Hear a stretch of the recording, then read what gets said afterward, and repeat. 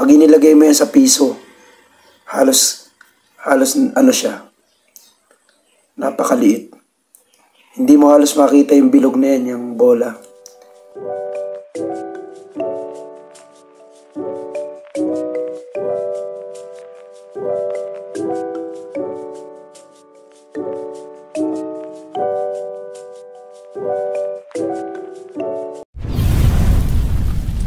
Oof!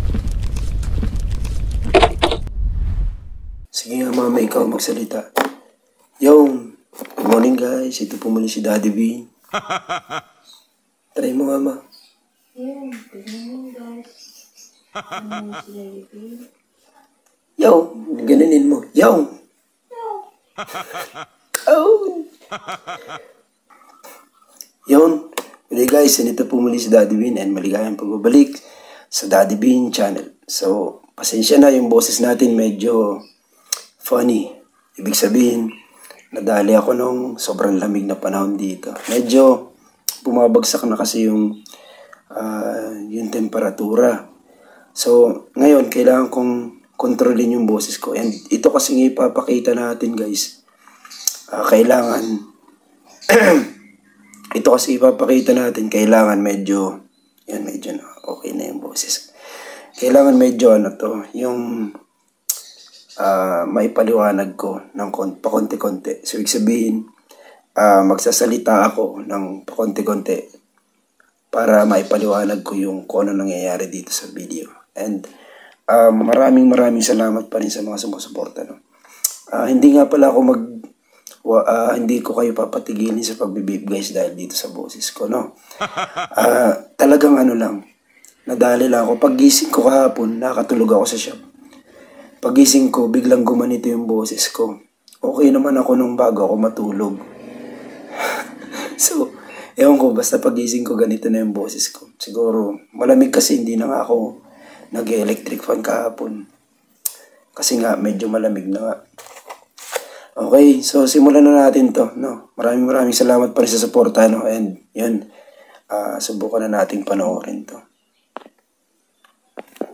Okay, bago natin simulan guys, ito yung pin ng Auxba. So, maraming unit ng Auxbang may ganitong klaseng pin, lalo na yung mga pods. Okay, so dito, bakit ko na isipan na i-repair ito? Kasi guys, naubusan na ako ng mga pins. May mga unit akong pinagkukuhanan ng mga good pa na pin. Pero sa part na to, talagang wala na akong makuhanan and kailangan kong gawin ito. Para sa vape ko, ito yung Extreme SQ. So sa sariling vape ko ito ginamit. Okay, yung ipinakita ko noong nakaraan, yung ginamit ko sa prank nung bagong taon. Extreme SQ. Okay. So, tuloy na natin to. Kung paano natin nasolusyonan yung problema ng pin na laging nakababa. Okay, dito gumagamit tayo ng grinder guys Yung maliit na grinder. Diamond yung, parang diamond cutting siya pero maninipis yung hiwa niya. Ibig sabihin hindi basta-basta na naupupudpud pa, konti-konti lang. Pinabilis ko na to ng konti.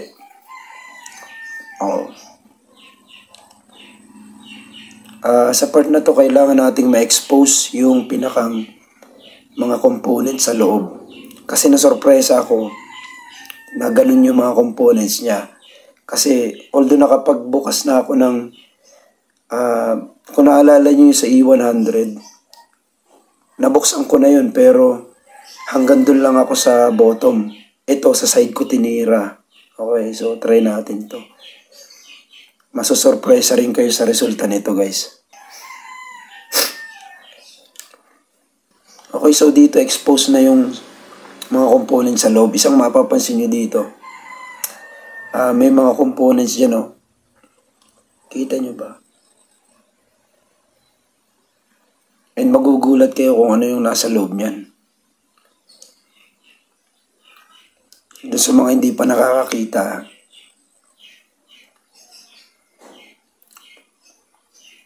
Ayan, kinukuha ko na. Ayan, may isang bola. And isang spring yung binubunot ko dyan, spring.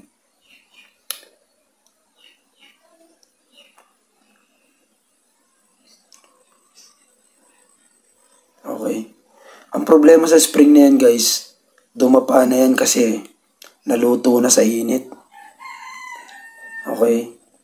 Doon sa mga mahihilig magtaas ng wattage, ganito yung nangyayari.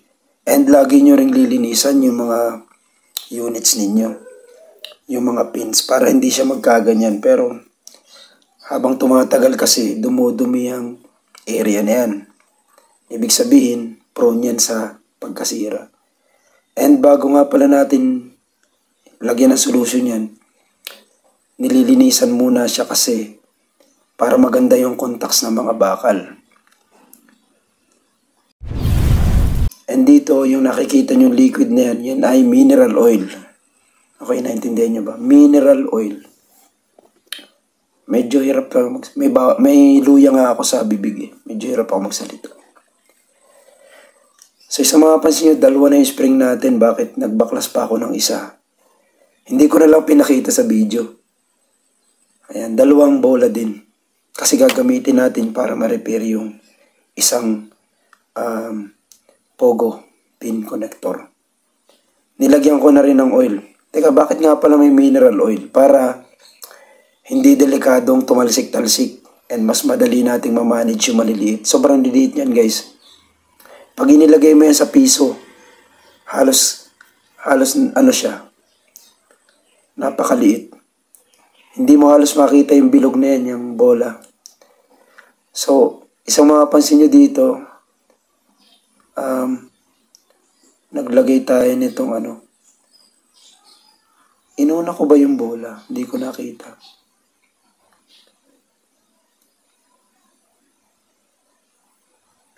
O parang ano. Okay. Kita nyo ba kung paano lumalaro yung spring? And okay na yan, pwede na yan. Nilalagyan ko ng oil. Kita nyo ba? So, ginamit ko yung isang bola para mag-extend, para magkaroon ng extension yung dumapa na spring para itulak niya ulit pataas yung pin. Kita nyo ba? Lumalaro na siya ng maayos. Hindi katulad kanina na nakadapa siya.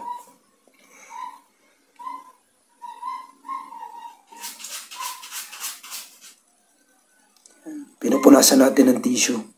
Tinatanggal ko yung excess na mineral oil.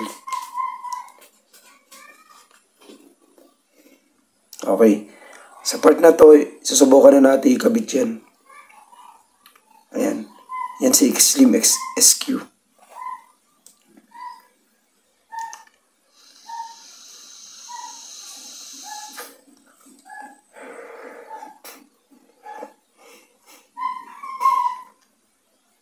Ano yun?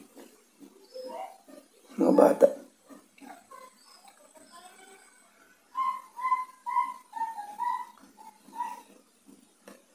And doon sa nag-aalala na baka tumalsik yung mga ikinabit natin, hindi po. Kasi pag pinasok nyo yan dyan, sa slot na yan, hindi lalabas yun. Hindi sila basta-basta lalabas. Pwedeng ma-disalign ng konti, pero nandun pa rin sila. Kasi nga, mayroon pa rin parang tube na pinaglalagyan siya sa ilalim. Tinetesting ko siya dito. Medyo angat siya ng konti. Pero mamaya mapapansin nyo, lulubog din siya ng bahagya. Kasi parang bahagyang mag-a-adjust yung mga component sa ilalim. Okay, dito pinapakita natin yun. Pakita kasi yun. Yan o. Hindi masyadong lumulubog. Kita nyo ba? Yan o. Itong nandito sa tinuturo ko, hindi ganun kalayo yung lubog niya compared dun sa isa dito sa ano. Nasa digital magnifier pa rin tayo. Kita nyo, nadedetect yung ano. Yan yung ilaw. Nadedetect na niya yung OCC.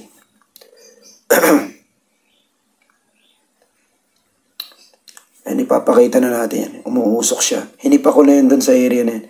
And dito ipapakita natin. Kita nyo ba? Ganyan itsura ng usok sa loob ng chamber. Kita nyo ba? Yan yung chamber nung nandyan yung OCC natin. And nakikita natin kung ano itsura ng usok sa loob. Ayan, kita nyo. Ang ganda. Kita nyo ba? Okay, so sana naibigay ko dito yung isa sa mga solution kung paano natin mare-repair o kung wala tayong replacement. And marami tayo niyang pogo pin connector ng OXBA na sira. Kung may proper tools kayo, actually pwede yung yung mga nail file, kaso matagal. Ang tawag din nila kikil. Pwede rin yung mga liha. Ilalagay nyo sila sa parang flat na bakal. Yun nga lang, talagang sa sobrang liit ng mga components, mas maganda gamit kayo ng mga oil. Siyempre yun, ginamit ko mineral oil, pero pwede rin siguro yung mga oil na baby oil, pwede rin siguro yan. Basta wag lang matapang yung amoy. Kasi pag matapang yung amoy, magkakaproblema rin kayo sa paghipak ninyo. Okay, mas cooking oil, hindi ako sure. Konti-konti lang siguro kasi tatanggalin nyo rin naman. Lalagyan nyo rin, i-drain nyo rin siya ng tissue bago nyo isalpak sa unit. Okay, sana naintindihan nyo kahit ganito yung boses ko. Hopefully mawala ito within few days kasi kahapon lang to eh. So ito tapos na yan dahil magagamit na ito ng Daddy Bean. Kasi sa akin yan. Makikita nyo ba ang ganda? Ito po muli sa Daddy Bean na yun. Ingat kayo, bye-bye. Oof!